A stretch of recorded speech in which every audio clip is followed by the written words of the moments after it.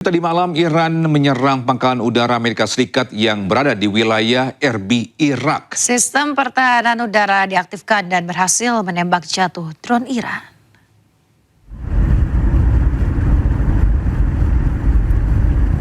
Pemirsa, wilayah Erbil, Irak kembali menjadi target serangan drone Iran. Kali ini Iran menyasar pangkalan militer Amerika Serikat yang berada di Irak. Menurut laporan warga, pertahanan udara koalisi pemimpin Amerika Serikat berhasil menembak jatuh hingga 8 drone. Namun, puing-puing dari drone yang dicegat menyebabkan kebakaran di salah satu rumah warga.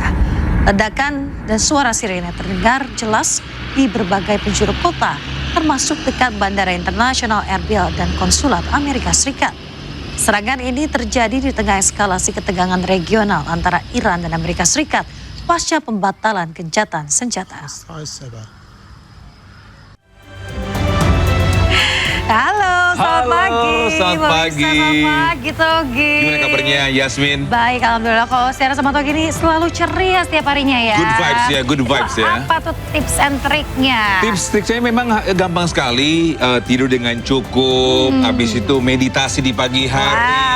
Kalau memang bisa lari sekitar 5-10 kilo itu menyenangkan sekali ya. Kalau misalnya waktunya nggak ada untuk lari, mungkin bisa treadmill di rumah juga Bisa ya. treadmill juga. Yang penting adalah niatnya untuk melakukan itu semua ya. Benar. Ini kan udah hari Jumat menjelang long weekend.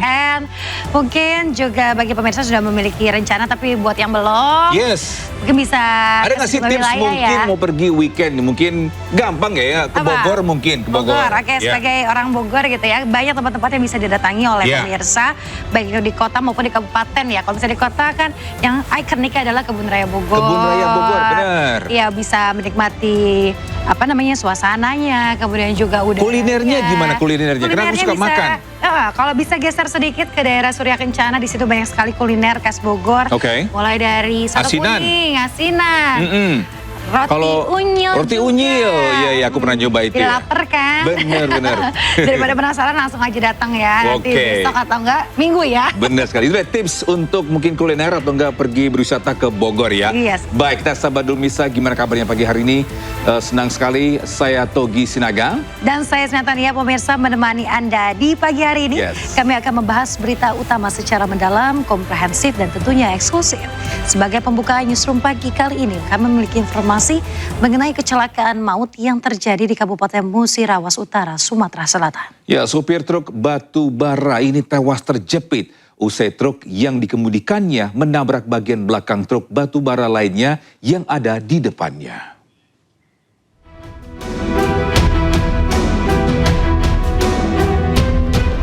Sebuah dam truk pengangkut batu bara ringsek di bagian depan akibat menabrak bagian belakang dam truk pengangkut batu bara lainnya di Desa Ketapat Bening, Kecamatan Rawas Ilir, Kabupaten Muratara.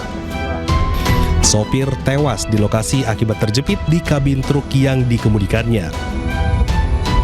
Kejadian berawal saat kedua dam truk pengangkut batu bara berjalan beriringan dengan muatan batu bara melaju dari arah Ketapat Bening menuju ke arah Macang Sakti.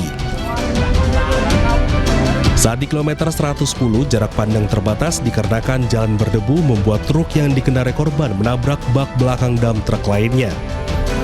Akibat benturan keras, kepala dam truk ringsek parah dan menyebabkan sang supir terjepit. Korban tewas bernama Dodi, warga Lubuk Kemang, Kecamatan Rawaulu, sudah dibawa ke rumah duka dan dimakamkan oleh pihak keluarga. Kasus kecelakaan sudah ditangani Polres Muratara guna proses penyelidikan lebih lanjut. Dari Muratara, Sumatera Selatan, Sudirman Ainus melaporkan.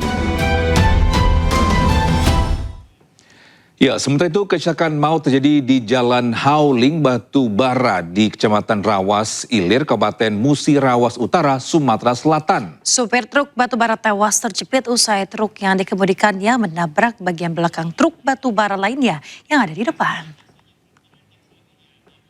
Ya, kita ke informasi selanjutnya, di mana aksi baku hantam ini terjadi antara dua kelompok pendukung anggota Dewan di kantor DPRD Riau. Kericuhan diduga dipicu saat rapat membahas anggaran.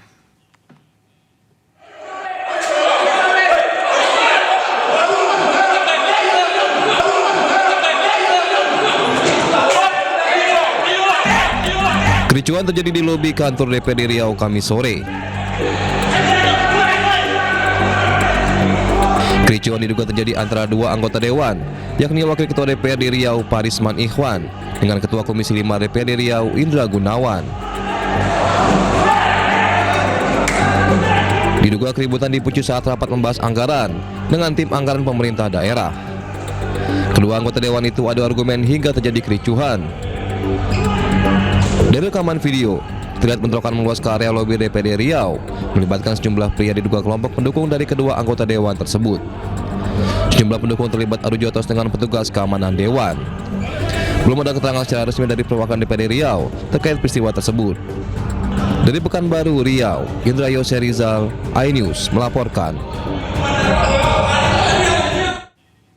Pemirsa, sosok jasad laki-laki ditemukan warga di belakang rumahnya di Sidoarjo, Jawa Timur. Ya, pelaku yang merupakan anak angkat korban melakukan aksinya karena hubungannya tidak disetujui.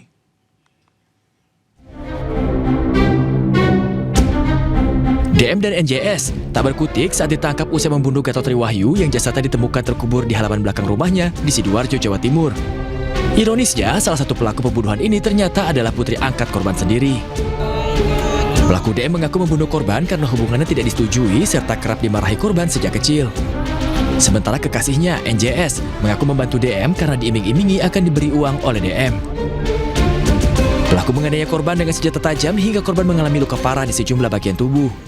Tersangka mengaku memiliki motif karena hubungan dengan pasangannya tidak mendapat restu dari pihak keluarga dengan alasan kondisi ekonomi keluarganya yang kurang mampu. Warga sekitar sempat mendengar korban meminta tolong sebelum akhirnya menghilang. Akibat perbuatannya, kedua pelaku terancam akan dijerat dengan pasal pembunuhan berencana dengan ancaman hukuman maksimal mati atau 20 tahun penjara. Dari Sidoarjo, Jawa Timur, Mukhtar Bagus, iNews melaporkan. Pemirsa, polisi melakukan autopsi jasad seorang dokter yang jasadnya ditemukan di Semak Belukar di Pekanbaru. Usai diotopsi, polisi juga menemukan sejumlah luka pasca kematian di sejumlah bagian tubuh.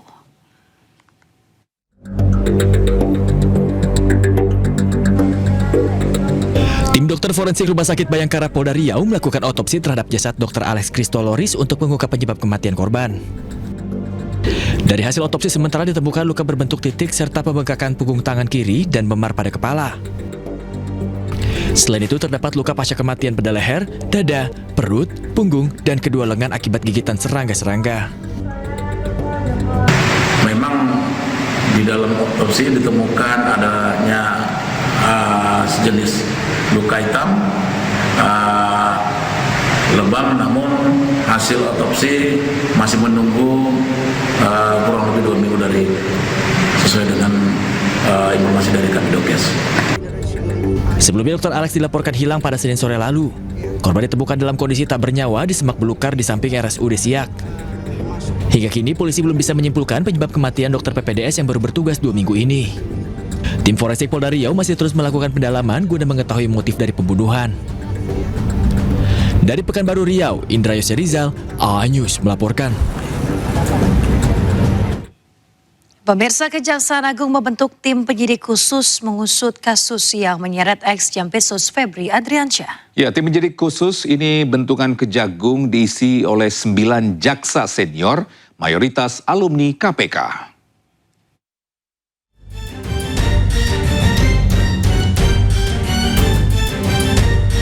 Kejaksaan Agung membentuk tim penyidik khusus yang diisi 9 jaksa senior untuk mengusut perkara yang menyeret ex-Jampitsus Febri Adriansyah. Mayoritas tim 9 merupakan jaksa yang punya pengalaman dalam mengusut kasus korupsi di KPK.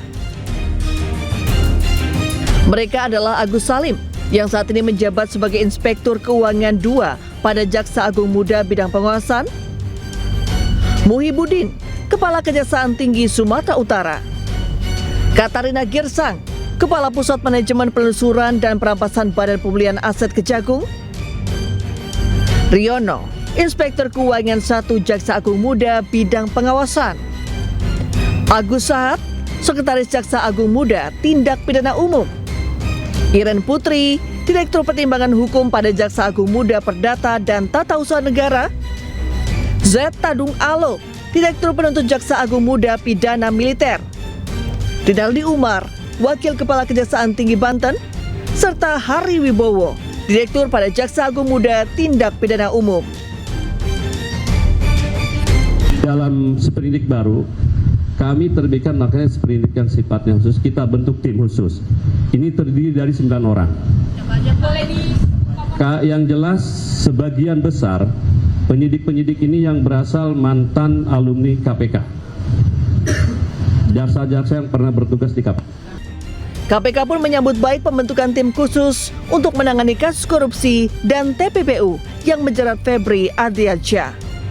Melihat ini progres yang positif karena Kejagung kemudian dengan segera membentuk tim khusus ya, yang kemudian beranggotakan diantaranya adalah mantan-mantan dari insan KPK ya, khususnya di Jaksa Penuntut Umum. Artinya kami melihat memang kompetensi, pengalaman ketika mereka bertugas di KPK dibutuhkan untuk bisa membantu dalam proses penyidikan perkara tersebut. KPK meyakini para alumni itu memiliki track record yang baik selama bertugas di KPK hingga mereka akan mampu menuntaskan perkara tersebut. Tim Liputan iNews melaporkan. Pemirsa, Polri akan melimpahkan tersangka Don Rito beserta seluruh barang bukti termasuk uang tunai dan emas hasil sitaan Kejaksaan Agung pada Jumat hari ini. Pelimpahan tersebut merupakan bagian dari penanganan kasus dugaan tindak pidana pencucian uang yang berkaitan dengan perkara PT Asabri ex Jampitsus.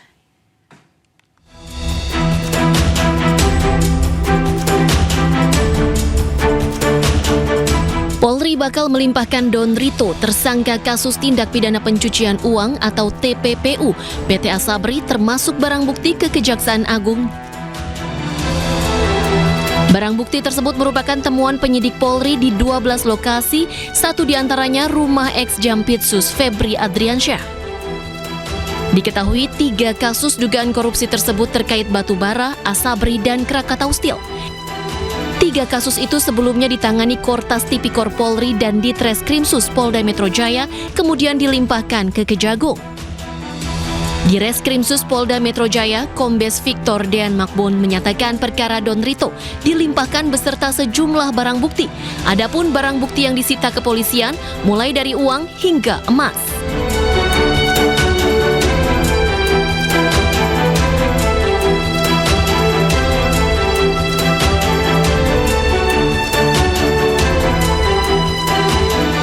Sementara kuasa hukum Don Rito menyatakan bahwa kliennya diduga menjadi korban konflik antar lembaga yang memiliki kewenangan besar.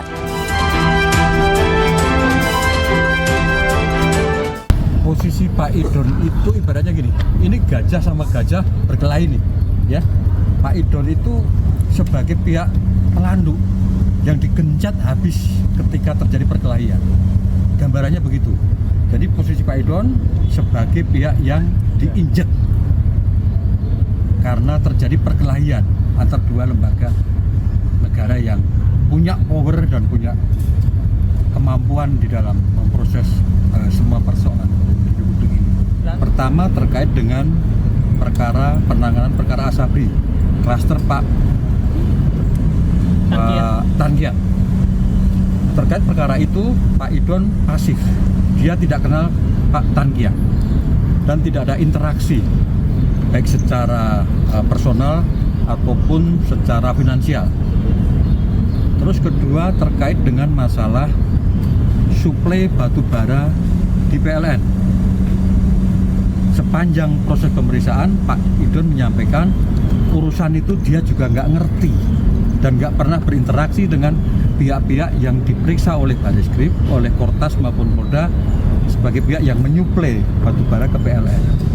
Yang ketiga terkait dengan persoalan piutang PT CBS dengan PT KNI, anak usaha Krakatau Steel. Itu juga sama. Pak Idon tidak ada hubungan apa-apa dengan urusan itu. Ngerti aja tidak? Nah, kalau semua perkara itu dihubungkan dengan uang yang ditemukan oleh rekan-rekan penyidik dari Kortas dan Polda, apakah uang itu berhubungan dengan perkara itu? Kami jawab tidak ada hubungan. Sebelumnya, Kejaksaan Agung menerbitkan 3 surat perintah penyidikan atau sprindik baru terkait kasus korupsi yang menyeret ex-Jampitsus. Kendati telah menerbitkan sprindik baru, Kejagung memastikan bahwa pihaknya akan tetap melibatkan kepolisian dalam pengusutan perkara yang menjerat ex-Jampitsus. Tim Liputan iNews melaporkan. Pemirsa, pengacara kondang Hotman Paris Hutapea menyoroti perubahan status hukum mantan Jampitsus Febri Adriansyah dari tersangka, saksi, lalu berubah lagi menjadi tersangka. Ya, menurut Hotman Paris ini perubahan status ini berpotensi menimbulkan pertanyaan publik terkait kepastian proses hukum yang tengah berjalan.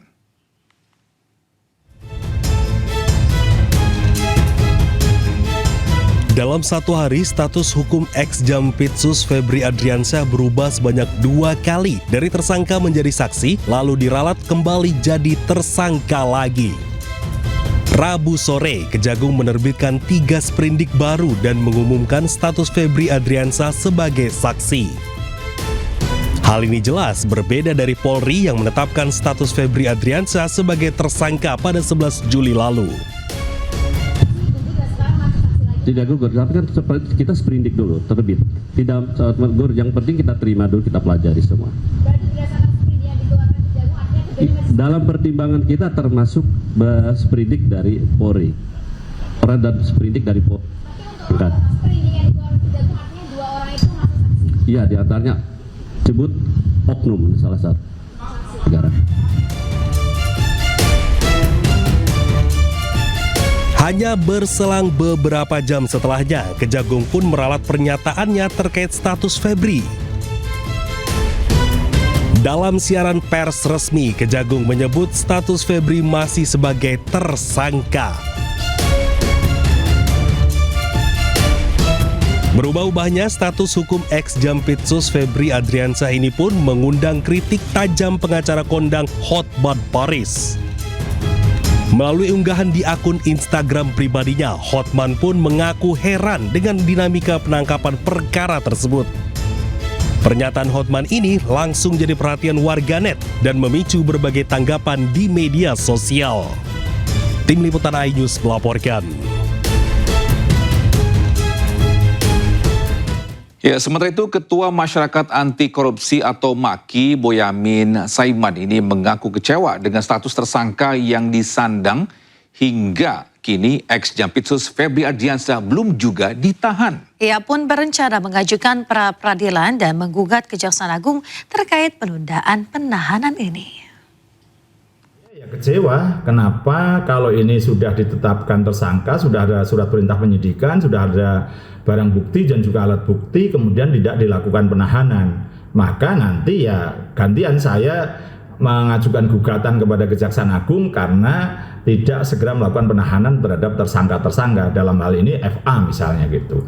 Dasarnya apa? Pasal 158 huruf E KUHP yang baru, di sana dikatakan penundaan tidak sah termasuk objek pra-peradilan. Nah, kalau sudah tersangka tidak ditahan itu kan namanya itu menunda-nunda gitu kan, karena harusnya kan ditahan karena ancaman hukumannya juga tinggi, di atas 5 tahun gitu. Nah, itulah harapan saya segera dilakukan penahanan. Nah, kalau nanti Pak Febri juga melakukan pra-peradilan tidak sahnya penetapan tersangka atau tidak karena ditahan gitu, tidak sahnya penahanan, ya mereka juga harus siap juga. Memang penyidik itu sekarang bisa diuji dari kanan, dari kiri, dari pelaku maupun dari si korban. Nah, kami mewakili korban gitu. Jadi saya kemarin agak ada perbaikan bahwa penetapan tersangkanya tidak gugur.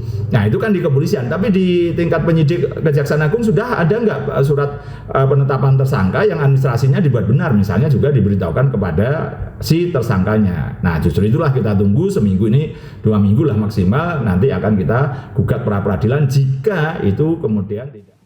Ya, bisa belum selesai pra-peradilan kedua, Rosuryo kembali mengajukan permohonan pra-peradilan ketiga. Informasi lengkapnya usai jeda berikut, tetaplah bersama kami.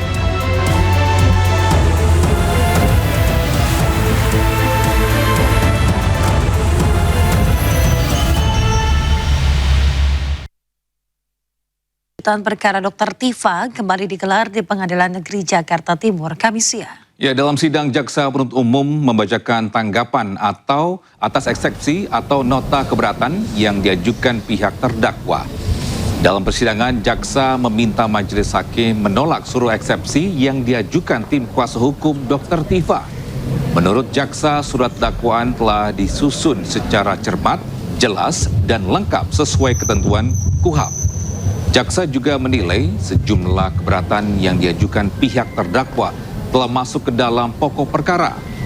Usai mendengarkan tanggapan jaksa, majelis hakim menunda persidangan dan akan membacakan putusan sela pada sidang berikutnya. Melalui putusan tersebut, hakim akan menentukan apakah eksepsi terdakwa diterima atau ditolak. Apabila ditolak, persidangan akan berlanjut ke tahap pemeriksaan saksi dan pembuktian. Saya ulangi, sebagai delik aduan murni. Mengapa? Nah, jadi kemudian yang paling penting tadi sudah disampaikan pada perkara ini ya, pada sidang hari ini yang paling penting sebetulnya adalah sesi yang terakhir ya teman-teman ya, masyarakat Indonesia. Anda semua bisa melihat betapa enggannya, betapa tidak maunya jaksa penuntut umum menyerahkan berita acara BAP dari ahli ya sebanyak 26 orang ahli yang dihadirkan oleh Polda Metro Jaya. Padahal 26 ahli itu resumenya ada, tetapi di BAP mereka tidak ada. Ini sudah sidang ketiga. Karena seharusnya sebelum sidang berjalan pada sidang pertama itu BAP sudah diserahkan kepada kami lengkap, selengkap BAP yang diterima oleh hakim. Tapi kami sudah meminta 3 kali, melalui surat sudah kami minta, melalui sidang juga kami minta, sampai sidang yang ketiga ini BAP yang kami terima itu belum lengkap juga dan itu jantungnya. Ya, sementara itu belum selesai pra-peradilan kedua, Rosuryo kembali mengajukan permohonan pra-peradilan ketiga. Langkah ini dilakukan untuk menguji dasar penetapan status tersangka Roy.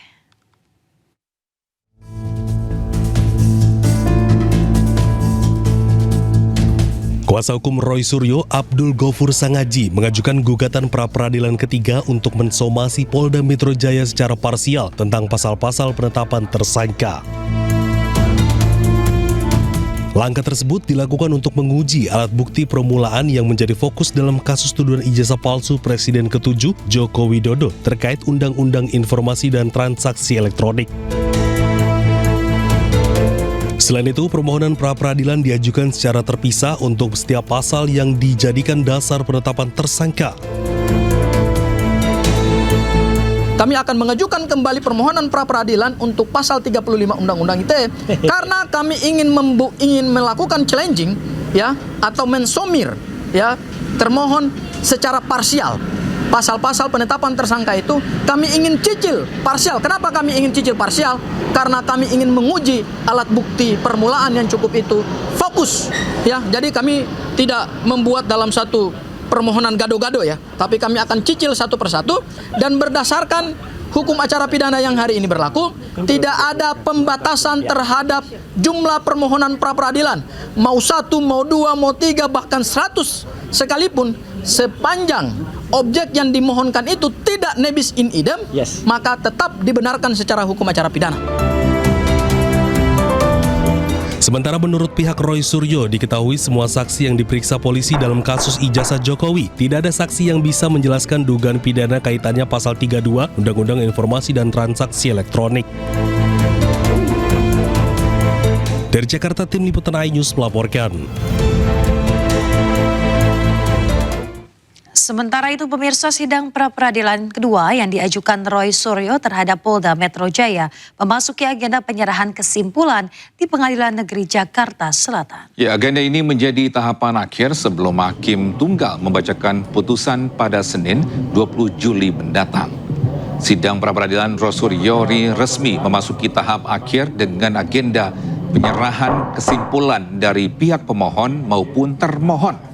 Seluruh rangkaian persidangan telah selesai dilaksanakan, mulai dari pembacaan permohonan dan jawaban dari Polda Metro Jaya, replik, duplik, pemeriksaan saksi ahli, hingga pembuktian surat. Kesimpulan yang diserahkan hari ini merupakan rangkaian seluruh fakta hukum yang telah terungkap selama persidangan. Rosuryo berharap hakim dapat mempertimbangkan dengan bijak dan pra-peradilan kedua yang diajukan olehnya dapat dikabulkan. Pukul 1 siang. Ya, saya harap. Tentu kesimpulan kita adalah kita susun secara cermat betul. Insya Allah apa yang terjadi atau apa yang sudah berhasil pada saat pra-peradilan yang pertama, yaitu tentang kita berhasil ya membuat yang namanya penangkapan, penahanan dan penggeledahan itu menjadi tidak syah. Nah, itu akan kita ulangi lagi insya Allah pada saat pra-peradilan yang kedua ini, yaitu apa? Pencantuman pasal 32 Undang-Undang ITE ayat 1 itu insya Allah juga tidak sah. Dengan adanya fakta-fakta ini termasuk fakta-fakta persidangan ahli dan tidak ada saksi di pra-peradilan yang kedua, kami mohonkan kepada hakim tunggal itu untuk menggunakan benar-benar pikiran dan kebijakannya. Ya, dituding gelar doktornya palsu, Rosuryo tunjukkan ijazah asli dan dokumen akademik lainnya. Ya, Roy juga tepis isu yang menyebut dirinya dikeluarkan pihak kampus karena terlibat kasus ijazah Jokowi.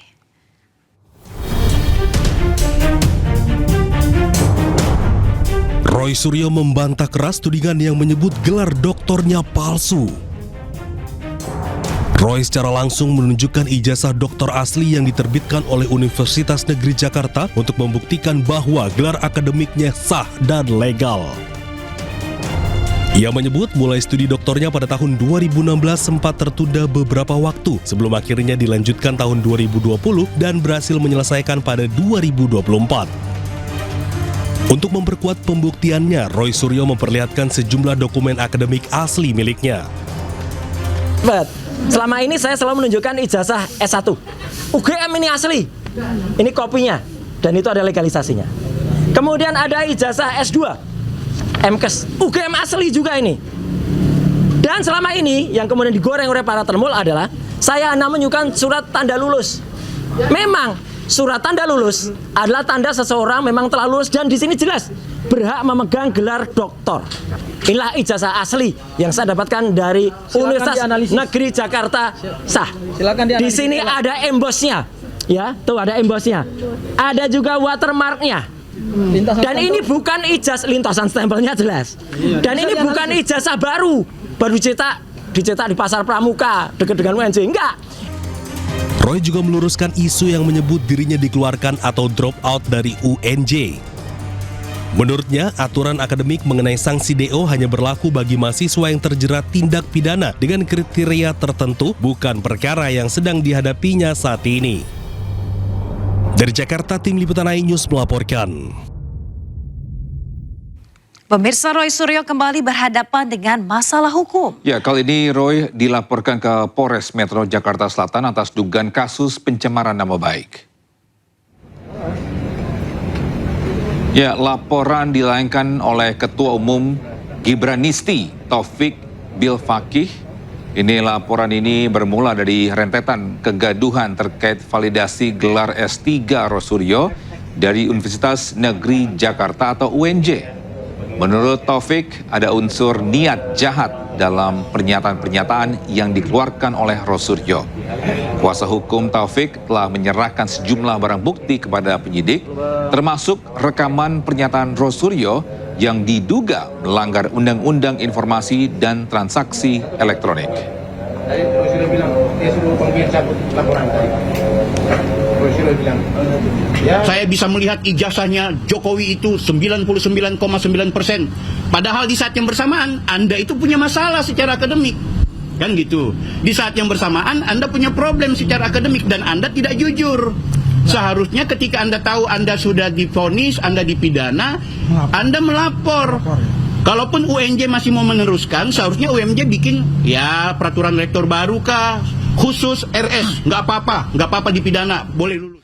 Ya, sementara itu kuasa hukum Rosuryo Refli Harun mengungkapkan alasan pengajuan pra-peradilan ketiga untuk meminta ganti rugi atas putusan pra-peradilan pertama yang menetapkan penahanan Rosuryo tidak sah. Sementara kuasa hukum Jokowi semakin yakin pengajuan pra-peradilan Roy terus-menerus dilakukan untuk mengulur waktu persidangan. Untuk yang ketiga ini bukan pasal 35 ya Undang-Undang ITE, tetapi permohonan ganti rugi. Jadi permohonan ganti rugi itu menyusul kemenangan kami di dalam pra-peradilan pertama. Karena pada pra-peradilan pertama sebenarnya ada permohonan rehabilitasi dan ganti rugi kan. Tapi ganti ruginya tidak dibunyikan, rehabilitasi dibunyikan. Tetapi hakim mengatakan itu harus permohonan terpisah. Karena permohonan terpisah ya kami ajukan lagi dan rasanya tidak ada halangan untuk dikabulkan. Hanya mungkin dikabulkan berapa besarnya ganti rugi itu kan. Bukan soal jumlah uangnya, tetapi lebih kepada pembelajaran publik bahwa ada loh hak-hak Anda kalau Anda kemudian diperlakukan sewenang-wenang oleh penyidik dalam sebuah kasus pidana, tindak pidana. Dan ini setelah kita dimenangkan bahwa penangkapan, sebelumnya penggeledahan dan kemudian penahanan itu dikatakan ilegal ya atau dikatakan tidak sah, maka disitulah kemudian kita punya standing untuk menggugat atau mengajukan permohonan ganti rugi begitu. Dengan pengajuan pra ketiga kan semakin terbukti dugaan kami bahwa ini untuk mengulur-ngulur perkara, yang berarti kok tidak confidence Bang Roy maju dalam persidangan dengan segala pembelaannya. Apalagi kalau tadi disampaikan argumen bahwa terdakwa belum menerima panggilan sesuai ketentuan KUHP, pada saat berkas dilimpahkan oleh jaksa ke pengadilan, tentunya terdakwa atau penasihat hukumnya sudah menerima tembusan salinan pengiriman berkas termasuk dakwaan, yang artinya secara yuridis sudah tahu adanya pelimpahan berkas ke pengadilan karena itu ketentuan KUHP. Sehingga sebenarnya dalam hal ini kami masih menunggu nih bagaimana ketegasan hakim dalam putusan nanti untuk menyatakan permohonan pra yang kedua dan ketiga ini dinyatakan tidak dapat diterima karena memang sudah keliru dari segi formalnya. Pasukan Garda Revolusi Islam Iran hancurkan sejumlah infrastruktur strategis militer Amerika Serikat. Informasi lengkapnya usai jeda, tetaplah bersama kami.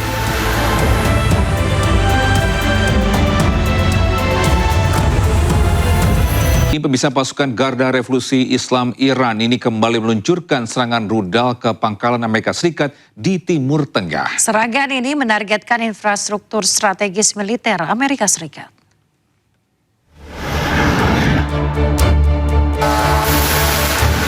Pasukan Garda Revolusi Islam Iran kembali meluncurkan serangan ke pangkalan Amerika Serikat di Timur Tengah. Serangan ini menargetkan infrastruktur strategis militer Amerika Serikat, salah satunya sistem komunikasi, depot bahan bakar, sistem pertahanan udara, serta lokasi pengawasan milik militer Amerika Serikat.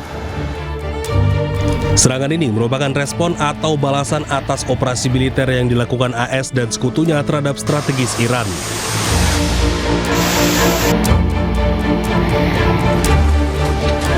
Sebelumnya, Iran meluncurkan rudal dan drone yang menargetkan pangkalan Amerika Serikat di Timur Tengah. Serangan itu merupakan balasan terhadap serangan terbaru AS yang menyasar target-target Iran.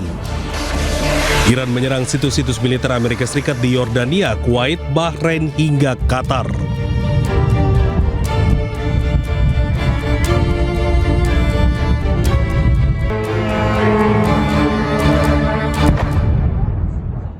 Pemirsa, rudal Amerika Serikat menghantam area dekat rumah sakit kanker anak di kota Azza, Iran Barat Daya. Ya, sejumlah pasien anak-anak yang sedang dirawat terpaksa dievakuasi.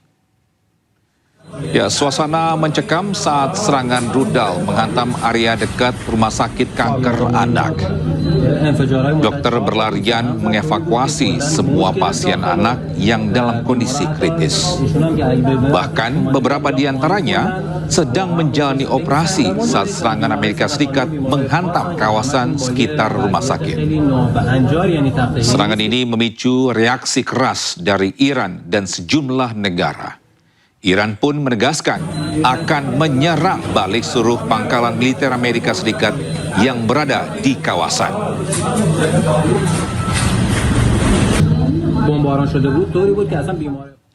Ya, sementara itu tadi malam Iran menyerang pangkalan udara Amerika Serikat yang berada di wilayah Erbil, Irak. Sistem pertahanan udara diaktifkan dan berhasil menembak jatuh drone Iran.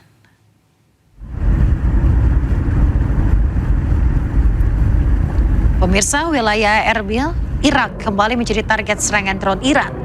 Kali ini Iran menyasar pangkalan militer Amerika Serikat yang berada di Irak. Menurut laporan warga, pertahanan udara koalisi pemimpin Amerika Serikat berhasil menembak jatuh hingga 8 drone. Namun, puing-puing dari drone yang dicegat menyebabkan kebakaran di salah satu rumah warga. Ledakan dan suara sirene terdengar jelas di berbagai penjuru kota, termasuk dekat Bandara Internasional Erbil dan Konsulat Amerika Serikat. Serangan ini terjadi di tengah eskalasi ketegangan regional antara Iran dan Amerika Serikat pasca pembatalan gencatan senjata. Pemirsa, pasukan Zionis Israel kembali membunuh salah satu anggota sniper Hamas di jalur Gaza, Palestina. Omar Ahmad Abu Kashim ini merupakan salah satu anggota sniper Hamas. Sepanjang perang, Omar terlibat dalam pelaksanaan rencana penyerangan terhadap Zionis Israel di Gaza. Selain itu, Zionis Israel mengklaim bahwa Hamas telah melanggar kesepakatan gencatan senjata.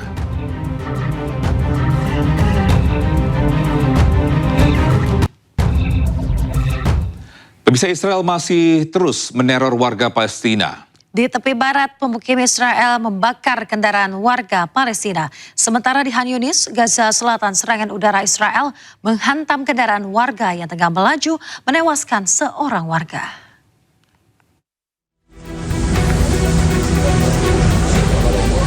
Pemukim Israel kembali melakukan aksi teror dengan membakar kendaraan warga Palestina di desa Ramin, tepi barat Palestina. Nampak kobaran api melahap 2 kendaraan sementara warga berupaya memadamkan api. Teror ini terjadi di tengah meningkatnya eskalasi di tepi barat di mana serangan oleh pemukim ilegal Israel semakin sering terjadi. Di lokasi berbeda, tepatnya di Khan Yunis, Gaza Selatan, serangan udara Israel menghantam kendaraan warga. Sebuah rudal menghantam mobil milik warga yang tengah melaju, menyebabkan kendaraan tersebut hangus terbakar. Warga di sekitar lokasi langsung berupaya memadamkan api. Menurut media Palestina, dalam serangan ini 1 orang tewas, sementara 5 orang lainnya terluka. Suryo kembali berhadapan dengan masalah hukum. Ya, kali ini Roy dilaporkan ke Polres Metro Jakarta Selatan atas dugaan kasus pencemaran nama baik.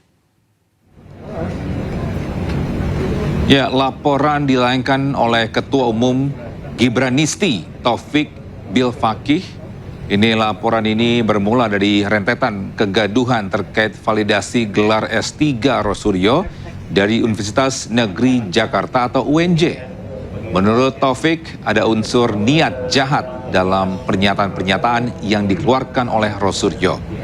Kuasa hukum Taufik telah menyerahkan sejumlah barang bukti kepada penyidik, termasuk rekaman pernyataan Rosuryo yang diduga melanggar Undang-Undang Informasi dan Transaksi Elektronik. Tadi Rosuryo bilang, dia suruh pembiayaan cabut laporan tadi. Rosuryo bilang, saya bisa melihat ijazahnya Jokowi itu 99,9%. Padahal di saat yang bersamaan Anda itu punya masalah secara akademik. Kan gitu. Di saat yang bersamaan Anda punya problem secara akademik dan Anda tidak jujur. Seharusnya ketika Anda tahu Anda sudah divonis, Anda dipidana, Anda melapor. Kalaupun UNJ masih mau meneruskan, seharusnya UNJ bikin ya peraturan rektor baru kah, khusus RS, nggak apa-apa dipidana, boleh lulus. Ya, sementara itu kuasa hukum Rosuryo Refli Harun mengungkapkan alasan pengajuan pra-peradilan ketiga untuk meminta ganti rugi atas putusan pra-peradilan pertama yang menetapkan penahanan Rosuryo tidak sah. Sementara kuasa hukum Jokowi semakin yakin pengajuan pra-peradilan Roy terus-menerus dilakukan untuk mengulur waktu persidangan. Untuk yang ketiga ini bukan pasal 35 ya Undang-Undang ITE, tetapi permohonan ganti rugi. Jadi permohonan ganti rugi itu menyusul kemenangan kami di dalam pra-peradilan pertama. Karena pada pra-peradilan pertama sebenarnya ada permohonan rehabilitasi dan ganti rugi kan. Tapi ganti ruginya tidak dibunyikan, rehabilitasi dibunyikan. Tetapi hakim mengatakan itu harus permohonan terpisah. Karena permohonan terpisah ya kami ajukan lagi dan rasanya tidak ada halangan untuk dikabulkan. Hanya mungkin dikabulkan berapa besarnya ganti rugi itu kan. Bukan soal jumlah uangnya tetapi lebih kepada pembelajaran publik bahwa ada loh hak-hak Anda kalau Anda kemudian diperlakukan sewenang-wenang oleh penyidik dalam sebuah kasus pidana, tindak pidana. Dan ini setelah kita dimenangkan bahwa penangkapan, sebelumnya penggeledahan dan kemudian penahanan itu dikatakan ilegal, ya, atau dikatakan tidak sah, maka disitulah kemudian kita punya standing untuk menggugat atau mengajukan permohonan ganti rugi begitu. Dengan pengajuan pra ketiga kan semakin terbukti dugaan kami bahwa ini untuk mengulur-ngulur perkara, yang berarti kok tidak confidence Bang Roy maju dalam persidangan dengan segala pembelaannya. Apalagi kalau tadi disampaikan argumen bahwa terdakwa belum menerima panggilan, sesuai ketentuan KUHP pada saat berkas dilimpahkan oleh jaksa ke pengadilan, tentunya terdakwa atau penasihat hukumnya sudah menerima tembusan salinan pengiriman berkas termasuk dakwaan, yang artinya secara yuridis sudah tahu adanya pelimpahan berkas ke pengadilan, karena itu ketentuan KUHP. Sehingga sebenarnya dalam hal ini kami masih menunggu nih bagaimana ketegasan hakim dalam putusan nanti untuk menyatakan permohonan pra yang kedua dan ketiga ini dinyatakan tidak dapat diterima karena memang sudah keliru dari segi formalnya. Ya, setelah gagal melaju ke final Piala Dunia, Federasi Sepak Bola Inggris resmi memperpanjang kontrak sang pelatih Thomas Tuchel. Informasi lengkapnya usai jeda berikut, tetaplah bersama kami.